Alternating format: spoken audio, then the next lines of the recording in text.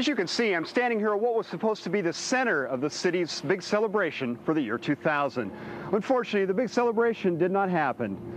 Good evening, I'm Detective Randy Huesrick, and thank you for watching Beyond the Badge this evening. Seattle Police Department was well prepared to provide a public safety response for the events here at Seattle Center. In tonight's show, we will look at all of the department's planning and preparation for Y2K.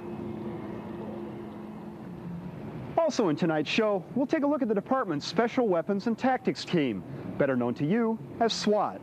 Our neighborhood focus will take a look at the Lower Aurora neighborhood, and our Eye on Crime will look at sex offender notification in the Georgetown neighborhood. Also in tonight's show, we'll meet some award-winning members of the Seattle Police Department, and later, Seattle Police Chief Norm Stamper will be joining me to take your comments and questions live. And now, here's my co-host, Detective Tina Drain, with more on the city's preparedness for Y2K. Tina? Thanks, Randy. Thankfully, New Year's Eve came and went without a hitch. Police officers were out in force throughout the city. Have we become overly cautious in our planning for large events, or does deterrence really make a difference in keeping the city safe? And how do we measure that? Let's talk to Captain Jim Pugel and Lieutenant Dick Schweitzer, who were both heavily involved in the WTO conference and New Year's Eve. We are going to be extending second watch quite late into the night. We're going to be bringing third watch in. So essentially you're going to see doubled up patrols, both second and third watch working.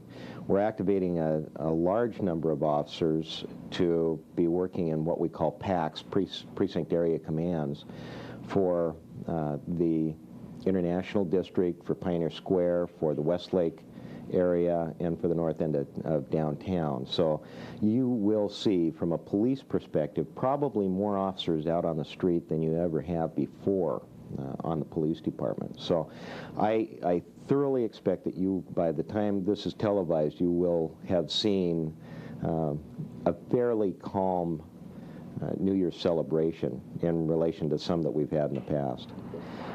I really think that the hype on this has been greatly exaggerated, especially in the United States. Maybe some smaller countries around the world are going to have some problems, but I really anticipate that we aren't going to have anything as far as glitches are concerned. We're prepared for it. We'll be able to deal with it because of the huge number of police out on the street as well as firefighters. The city is geared up for this about as well as they possibly could. The New Year's Eve Millennium Y2K celebration went very well for the Seattle Police Department. We had full staffing. We had plenty of officers in all areas of the city, and to the best of my knowledge, no events of any significance occurred. And other than several driving under the influence arrests, no other major arrests were made. I think the mindset of the police department has changed over the last few months, specifically because of the events that surrounded the World Trade Organization conference. We're somewhat more aware of who is going to be attending a specific event, what type of activities are going to occur, what are planned activities, and what are some of the rumored activities. I think also the fact that that suspected terrorist was arrested could have been a significant factor in making us be much more alert to the situations that could occur here in Seattle. It's clear to say that Seattle is too small of a city to handle an event the size of the World Trade Organization. We have that only as hindsight, though. I believe that it will always depend on the type of situation or the type of event that's coming here, and also working closely with the surrounding jurisdictions, federal, state, or local, to ensure that we have the right amount of staffing. And if that staffing cannot be met, I believe that this city will not host particular events. I believe that the Seattle Police Department is a great organization. It has matured significantly in the last couple of years, and much more so in the last few weeks. I believe that we've learned a lot from what we were involved with. I think that we will continue to improve. I'd personally love to thank not only all the Seattle police officers, the civilians, the reserve officers, but also all the police officers and troopers from all the outlying agencies that came to our aid and to the aid of the City of Seattle. I would also like to thank the thousands of people who have called, written, or stopped by to thank all of the officers for what they did to work to keep the peace here in the City of Seattle. This last year has been a real trial by fire for the Seattle Police Department. I think that the Seattle Police Department has handled things exceptionally well as could be expected under the circumstances, and I think that we truly are one of the most advanced departments in the country. The event experienced by any given individual officer was most probably the event or the experience of a career. I doubt that we will see these two type of events so close together or even individually in the next 20 years. However, we may, and the knowledge, the experience, and the teamwork and the camaraderie that was developed in preparing for this and during the actual events will help not only the individual officers, but it will help the entire city as well as the police department. Much has been learned from the experiences over the last few months. One thing we know for sure, Seattle is no longer a small city. Future major events will always be planned with the WTO experience in mind. Next on Up Close, Randy Curtis introduces you to the SWAT team.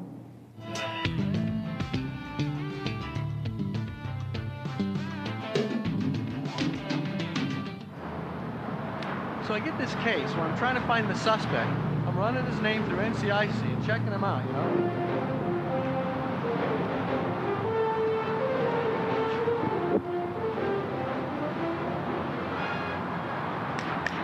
You with me, Ben? What's going on? Check in with me. Randy, that's the Seattle SWAT Peacekeeper. Okay. Yeah? Randy, do you realize that's 10,000 pounds of armor-plated steel on a Dodge frame? Can go 0 to 60 in 32 seconds? That's serious law enforcement, Randy. Yeah, that's serious law enforcement. Let's take it for a spin. Oh, wait a minute. No way. We can't take it for a spin. We're cops. It's a cop car. Come on. Randy. Once we're on the block, they'll never know. You'll get me into trouble again. I know it. Only if they catch us. Come on. We're cops. You're driving. Let's go.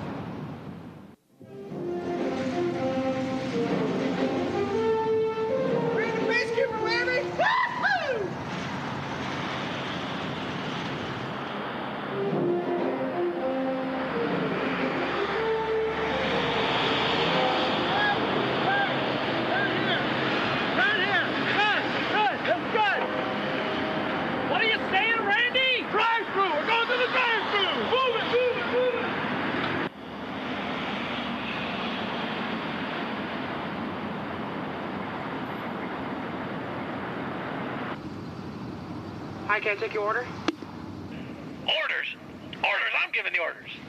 Can I get a number 2, please? Diet Coke, fries, extra salt.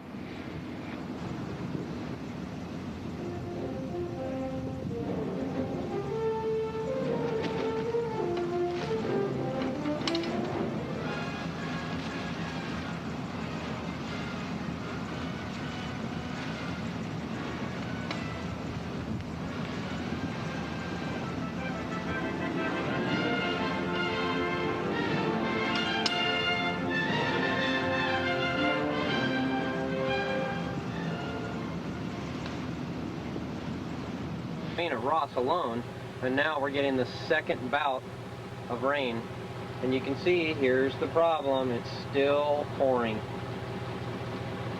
just putting it down. Very dangerous situation, unless you're a duck, of course. Then this is heaven. Now it's really starting to come down hard. You can see out there, it's just beating on the water.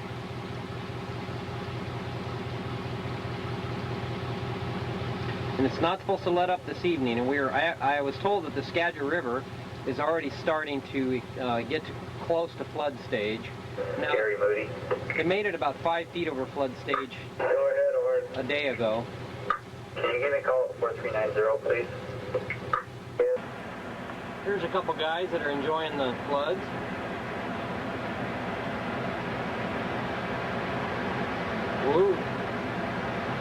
Now I'm going to cruise up to Colonial, and we can have a look at what that looks like now after all this heavy rain.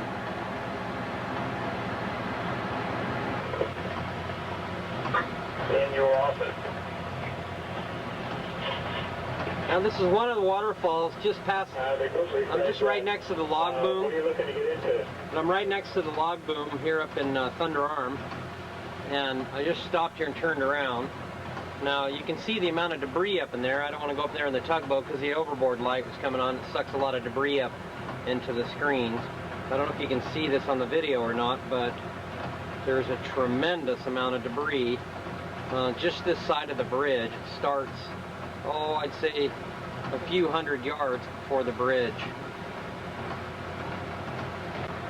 Now, I don't know if you can see, but there's a lot of current flowing right past the bridge over there on Highway 20. It's not focusing real well.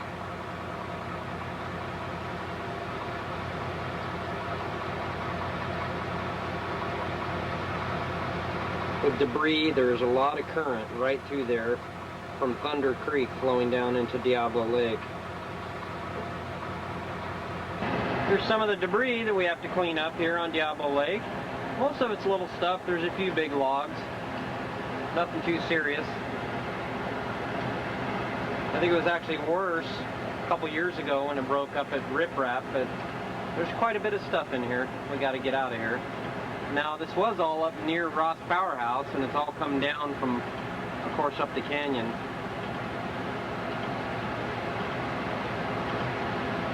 I'm going to go up the canyon now, and I'll get some video of Horsetail Falls.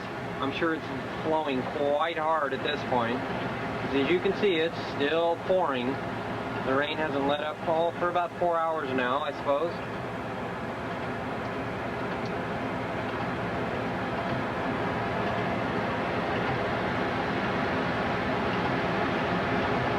That's about the most I've ever seen that waterfall flow. It is really pouring out of there.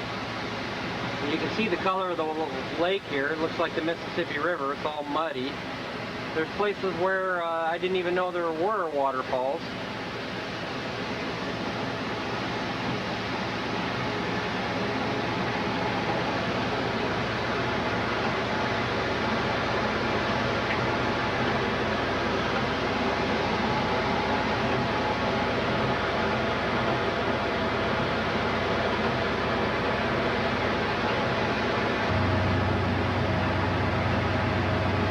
There's another large waterfall on Diablo Lake. Now, normally most of these waterfalls dry up or they're seasonal. You don't see them run year-round. This one is absolutely tremendous. Now, I don't quite remember the name of this one or if there is a name for it. But this one is absolutely incredible. Just screaming off the mountain.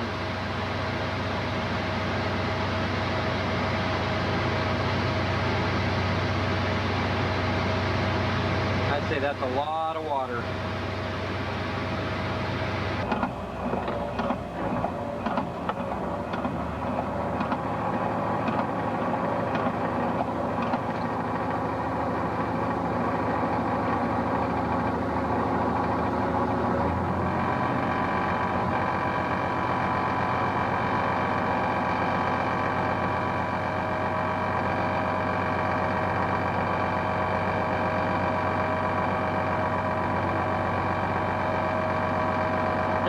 Up the canyon, I have to go up here and pick up a Ross Lake Resort employee.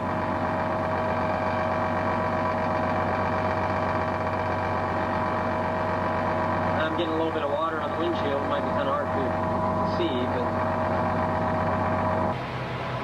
now I'm absolutely sure I have never seen Horsetail Falls this bad. And it's just mud brown. You can see how muddy it is.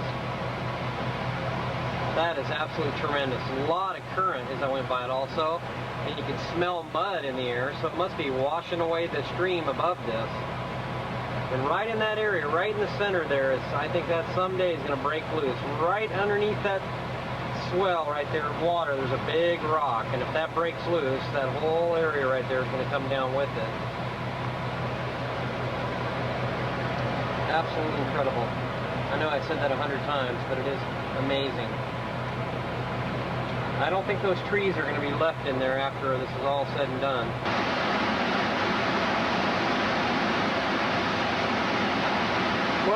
ladies and gentlemen, this is 5 spill gates open wide open on Diablo Dam. They're spilling extremely hard because Ross had to start spilling last night, so therefore they have to keep up with the output of Ross.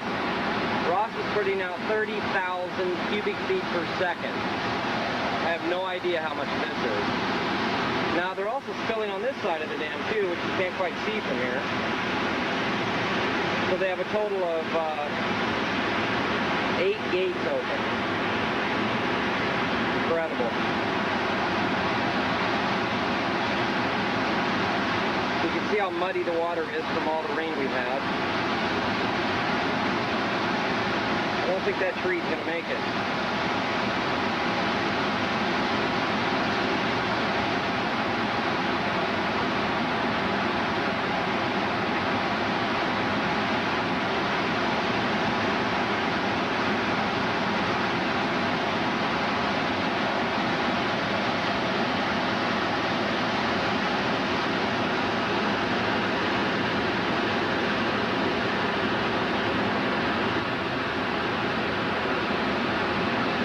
See the Diablo water tower right there through the mist.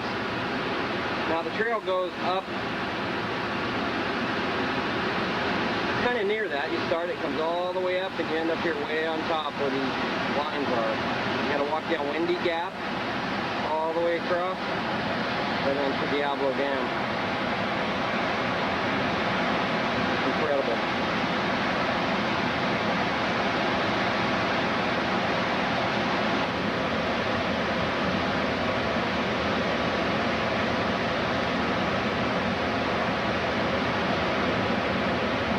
I think they got a lot of water now. A month and a half ago was one of the driest summers on record. You think those trees got enough water now? I think so. Good Lord.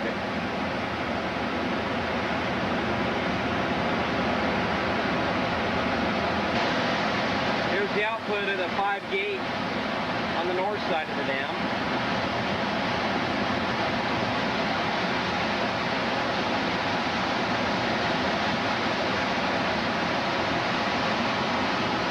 Bit of water coming out of here. I just talked to Ross operators, and they spilled all the way overnight, and Ross Reservoir, has not dropped much at all. So to give you an idea of the amount of tremendous water that this reservoir is having, I'm still flowing into them right now.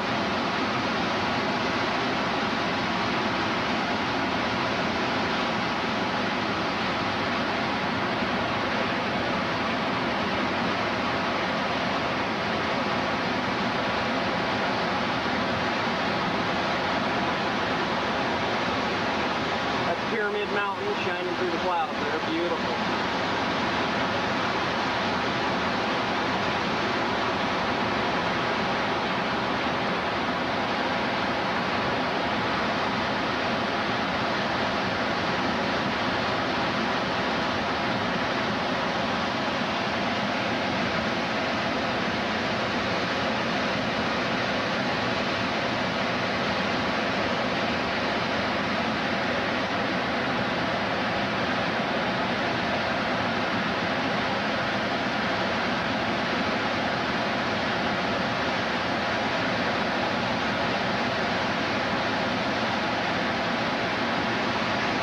She does parades in her neighborhood, things that are really inexpensive. And in this day and age, everything is so expensive, and the more kids you have that want to go and do stuff, if you can be creative enough to do things on a inexpensive budget. So I've learned, that. I've learned how to budget-wise activities.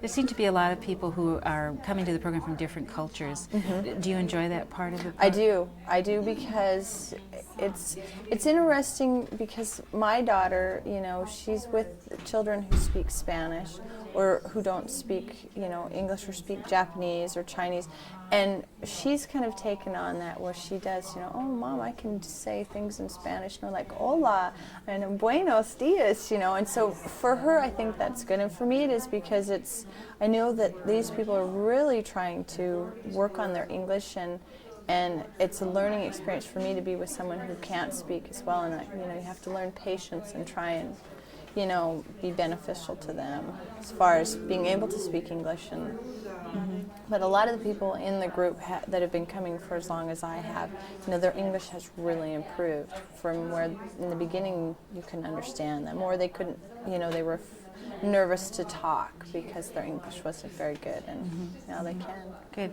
Why do you think it's important that the library be involved with a program like this?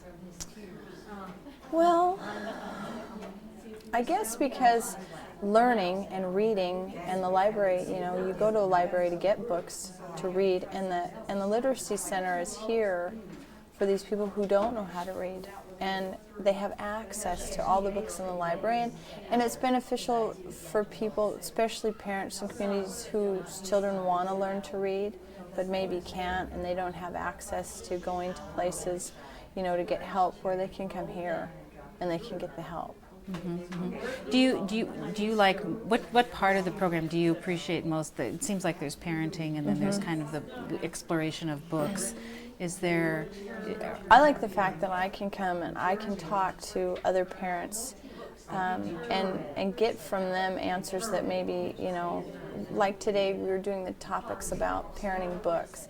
And you can read books and you can, get an answer for something, but if you've actually talked to another parent who may experience what you experience, you get a more hands-on, direct answer.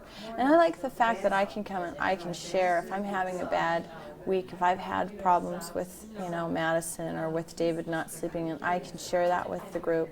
It's been very helpful for me. I mean, sometimes I wish that it was a lot longer instead of a 6-week program, but it always gives us something to look forward to. Great. Great, yeah. Thank you very much. Welcome. That's perfect, Kim. Thanks very much. Thank you. So it's a 6-week program that... But you start. That's great. How did you get so lucky? Just know? Yeah, yeah. I've always been interested in literacy, and family literacy seemed particularly a good mix as a children's librarian. So, Great. Okay. Diane, what is the objective of this program, of the Start Smart program? Could you just tell me what the goal is? I think the goal is to make sure that parents who are new readers are able to be introduced to new books and be able to read to their children, and so to really make reading a family project and affair. Great. What is your role in the program? I'm the representative, I guess, of the Seattle Public Library for. We've always worked in collaboration with the Literacy Action Center to do this program. So I'm the children's librarian, and I do the story time part of this. It's important, I guess, then for the children to be, well, obviously for the children to be here as well, because it's harder for parents to get away. Is that basically? Yeah, that's right. And we also do a lot of modeling of the story times and different kinds of stories. And so the whole idea behind the story time that we do is partially to introduce new books, but also different ways of telling stories so that parents can do that at home. Okay, great. What kinds of growth do you see in the participants or the people who come to the program? Oh, lots of. I think we've always wanted the parents to be really part of the program, planning it, to be our partners in presenting it. And so it's really, I think, made a difference to a lot of parents to have that kind of part, strong part is planning and helping with the program. And I think that's made a big difference for the new immigrants who have come, and I've just seen a lot of growth in their ability to speak and their children's ability to speak. It just seems to happen really quickly. Great, great. Why do you think this is an important program for the library to be involved in? Certainly, it's promoting literacy, and it's a fun. It's just what we do best, I think. Promoting children's books, promoting reading in the home. So that's why I think it's. Is a big part of the program to just make people feel welcome into the library? I'm sure walking into a library when you don't know English must be a very daunting experience. So, what have you seen people become more comfortable? Oh, yeah. very sophisticated users right away. We've always tried to make sure that they know how to use the catalog. They get library cards right away at the very beginning. So, yeah. That's great. How can people become involved? How would you tell somebody if they're interested in the program? We are currently using the clients that come to the Illiteracy Action Center, and so it's hard for somebody outside to just participate. They really need to be part of the Literacy Action Center. Okay, so they would contact the Literacy Action Center to become involved. Right. Okay, great. Good. That's all I have for you. Thank you, Diane. Sure. Good. Parents are able to do.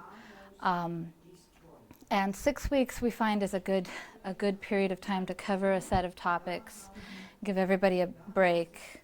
It sort of winds down a little bit, and then the momentum picks back up again for the next session. But upon evaluating the last evaluation that we did for the program, one of the things people said was, we'd like to do a picnic or some kind of outdoor activity, but don't take away one of our sessions of Start Smart. So we went ahead and tacked this one on, so it's technically the 7th session, but it's really going to be out at the park and sort of a potluck, and people will be out running around, and hopefully we'll have sunshine. Although I feel a little bit nervous making that plan with this weather. Thinking, well, it should rain now because my son's going away to camp for the first time in his life. Week after next, and I'm thinking, okay, rain now, so it'll have good weather for him. Yeah. I don't want him to be miserable sitting in the rain. Yeah. Cold rain out front. Mm-hmm. Oh yeah, that'd be a good idea. Yeah, so we're hoping for a sunny afternoon next Thursday. It's like my only hope right now. It can be kind of rainy for the next 4 days, but it'd be really fun. And with the school out, it's going to be a fun time for parents to bring some of their older kids too. Oh, because quite a number of our parents have older kids that are in school. And so the 9:30 to 11 time on Thursday on a weekday really works well for them too, because it's a time when they can bring the younger ones in and the older ones are in school, and they don't have to worry about that. So. Okay, great. Carrie, can you tell me what the goal of the Start Smart project is? The goal of Start Smart is really to incorporate the whole idea of literacy and family literacy, reading books, reading with your children, into a setting in which we bring parents and children together to read books, to spend some time in a library, to talk about some issues that are important to them in terms of their parenting, and to introduce children's books and parenting books to the parents that are participants in Start Smart. How is it organized? Can you tell me how the program works in terms of what an average Start Smart session is like? Sure. They're organized in 6-week sessions. We meet once a week every Thursday morning from 9:30 to 11. So it's an hour-and-a-half long session each week. Each week we have a specific topic that we talk about, and those topics are determined by the parents. We brainstorm topics that are important to them, issues that have come up with them in terms of parenting issues, bedtime, sibling rivalry is always a popular one. This past session we did sessions on nutrition and health, and keeping your kids physically active, reading to them at bedtime, books that would help with potty training, different issues like that. So each session, each week, we have a session that is specifically one topic, and we bring in a whole host of books that the Seattle Public Librarian has recommended for us, a series of books on that topic. So we start with the kids and the parents reading books together with the librarian upstairs in the children's library for about half an hour. We do some activities. Then the kids stay upstairs in the library with the children's librarian, and the parents come downstairs with myself and a parent facilitator, and then we have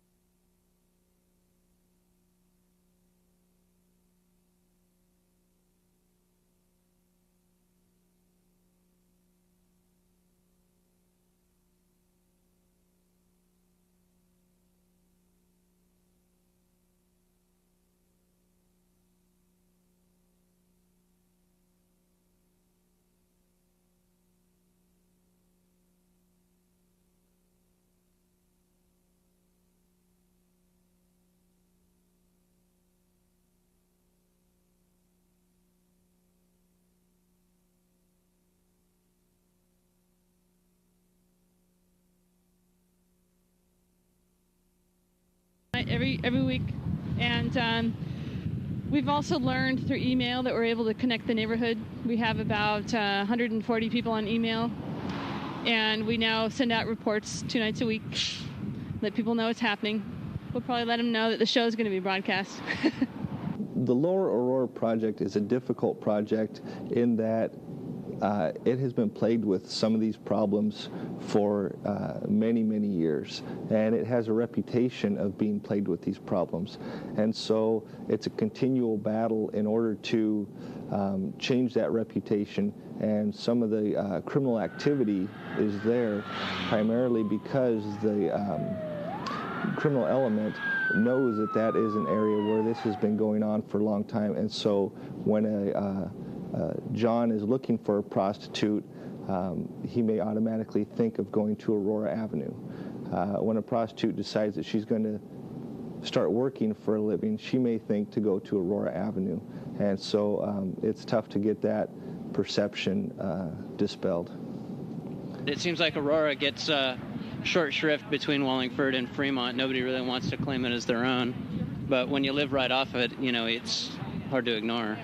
Well, what they have going for them in this neighborhood is the fact that a lot more people are moving in that are families, or young families in particular, starting out, who are actually questioning the way this neighborhood has been looked at for years, for decades, and saying, just a second, just because it's always been this way doesn't mean it always has to be. We've got empty properties on Aurora. Let's see how we can influence the system to get businesses that we can use. We've got drug dealing, we've got low-priced transient motels that don't always have the best clients. What can we do to influence that? Instead of giving it away, we're taking it back. I think if there's anything that really gets me going, it's a sort of level of denial or selfishness in this neighborhood. When we post signs that say this is a prostitution watch area or drug watch area, some people would prefer to not have them there because it keeps them from renting their apartments at a higher rate, or it just upsets them to see that there.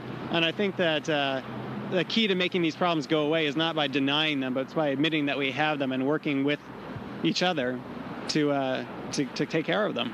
Working in crime analysis, I was able to pull up some statistics about crime in the Fawn area for the periods of September through November, comparing 1988 versus 1999. In that time, burglaries went down from 35 to 30. Narcotics calls down from 20 to 4. Theft from 106 to 70. And vice calls from 79 down to 32. That was an interesting look at the Elora Aurora neighborhood and the progress that Fawn has made there using the internet and other innovative strategies. We can't stress enough the importance of community involvement in improving the situation just as they have. Even though there's a way to go, we're really hopeful for the future for this area. Now let's return to the studio with Randy Huserick and Chief Stamper to take your calls. Welcome back into the studio. Now joining me on tonight's program is Seattle Police Chief Norm Stamper. Chief, thanks for coming by this evening. Thank you, Randy. And if you have a question that you would like to ask Chief Stamper or me for any reason, please call us here at 684-TV28. That's 684-8828. Well, Chief, we do have a development in one of the bigger stories that has occurred here in Seattle the last couple months. We have made an arrest of a person of interest in the Wallingford shipyard shooting. What information can you share? Yeah, actually, Randy, the only information that I can share at this time is that we have served a search warrant and that we are, in fact, talking to a person of interest, and we remain very hopeful that this development will, in fact, prove to be productive. So, and obviously, Department of Homicide investigators are continuing their investigation into this shooting, and as we said, we do have a person of interest in custody that's being questioned by the detectives handling the case. That's correct. Great. Well, Chief, it has been a very busy last 5 weeks here in Seattle. Kind of hard to decide what we want to talk about first. I guess the big one was November 30th and the days following when the World Trade Organization came to town to pay us a visit. Obviously, with what occurred, a lot of the activity, there's been a lot of finger pointing, a lot of questions regarding what happened, who's responsible. Let's ask you, where do you feel the responsibility should lie for what occurred during the WTO conference?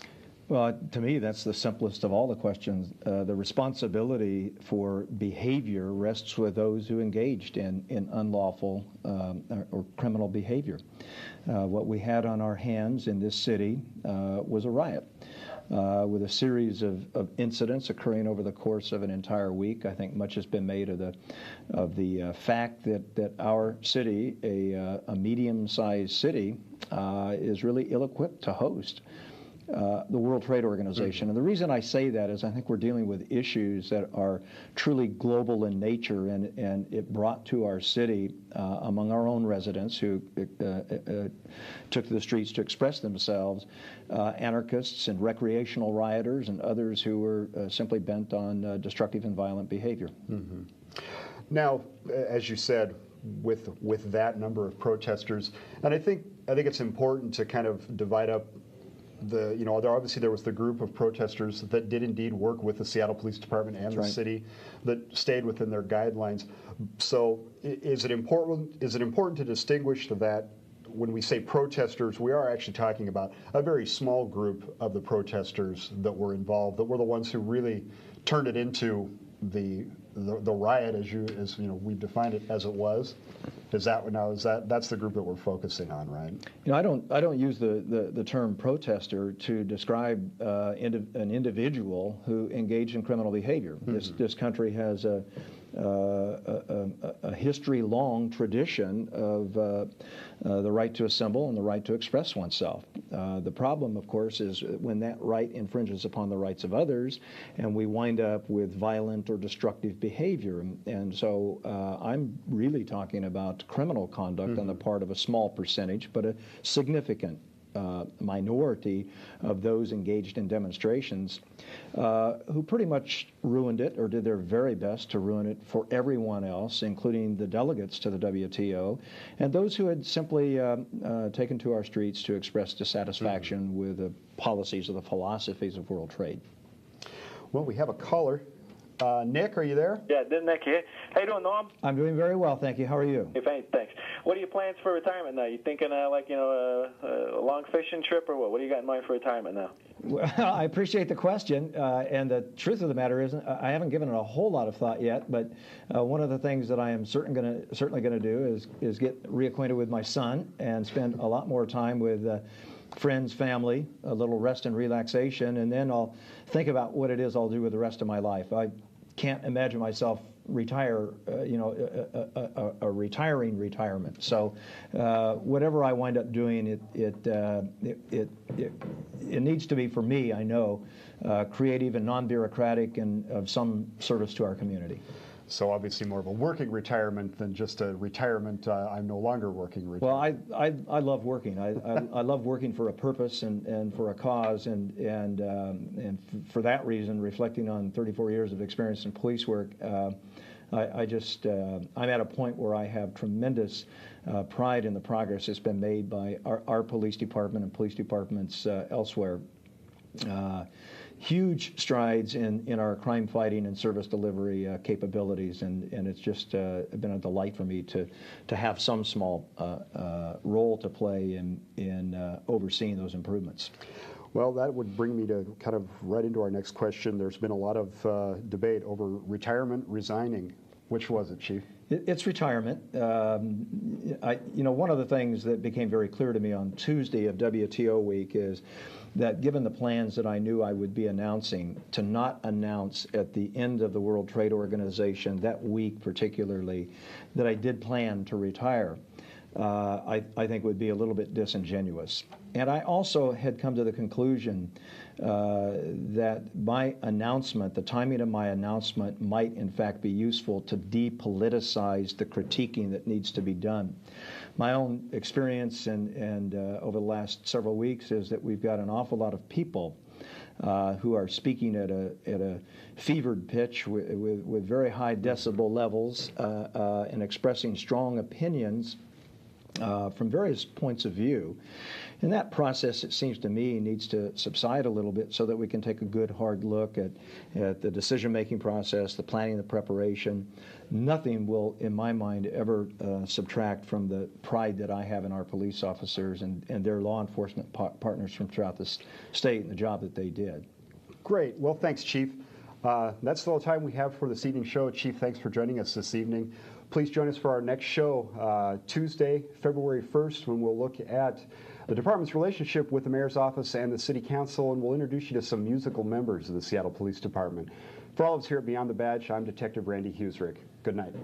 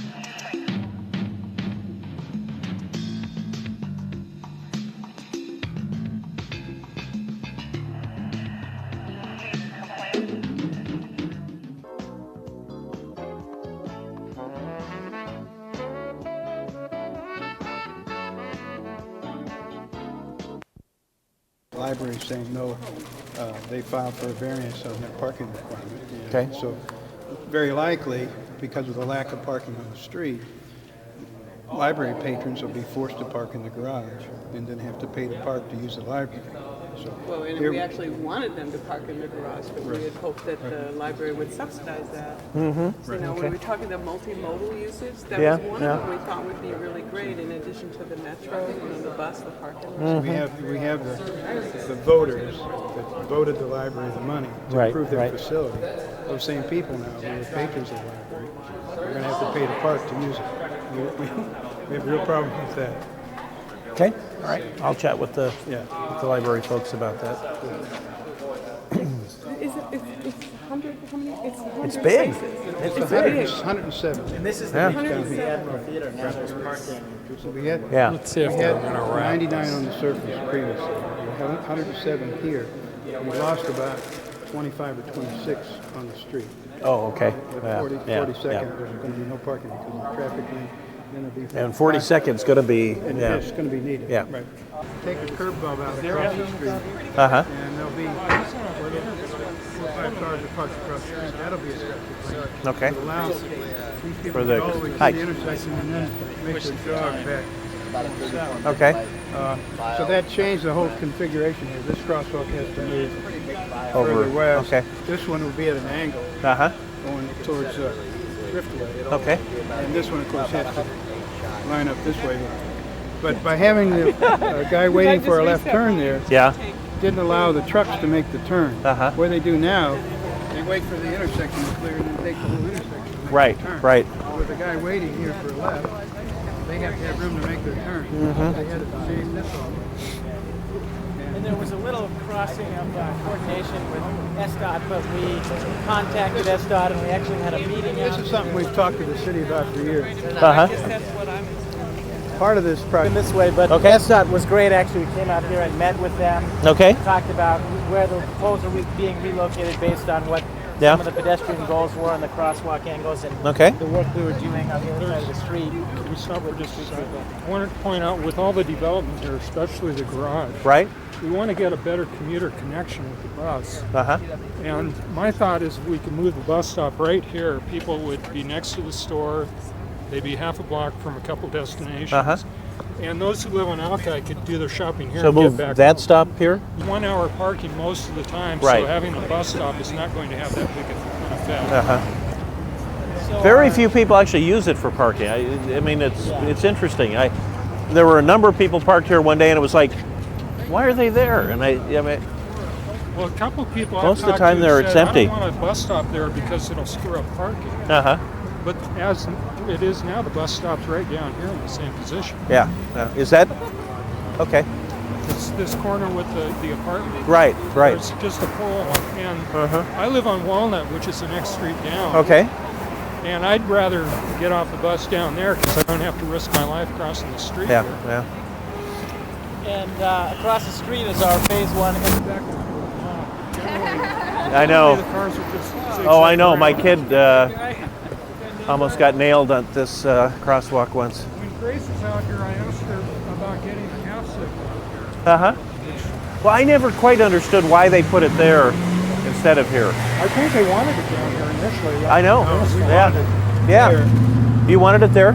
Yeah, Okay. we wanted the traffic light here. Yeah, yeah. And I remember Dick Barnica talking about that, and I talked to, when I was on the county council, I talked to the city, and they just went right ahead and put it there. Yeah.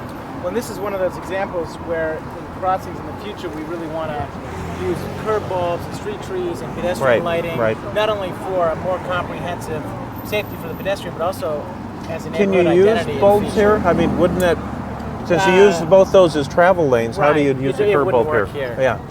But for the crossing down on California, that's where we generated some of those ideas in looking at this crossing. Right. This is the bus stop we've got now, and there's really no advantage to it, especially at night. Currently, or the latest figures from Metro, 99 people get off there coming back from downtown. Only 2 people board at that stop. Okay. And again, if we moved it up here, people could walk to the Right, store right. or the Some library. help from wastewater and drainage. The storm, a week or so ago. Yeah? These drains are clogged.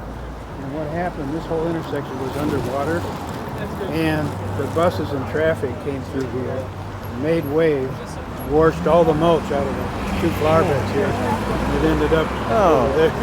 Oh, that has got to be irritating. Okay, all right.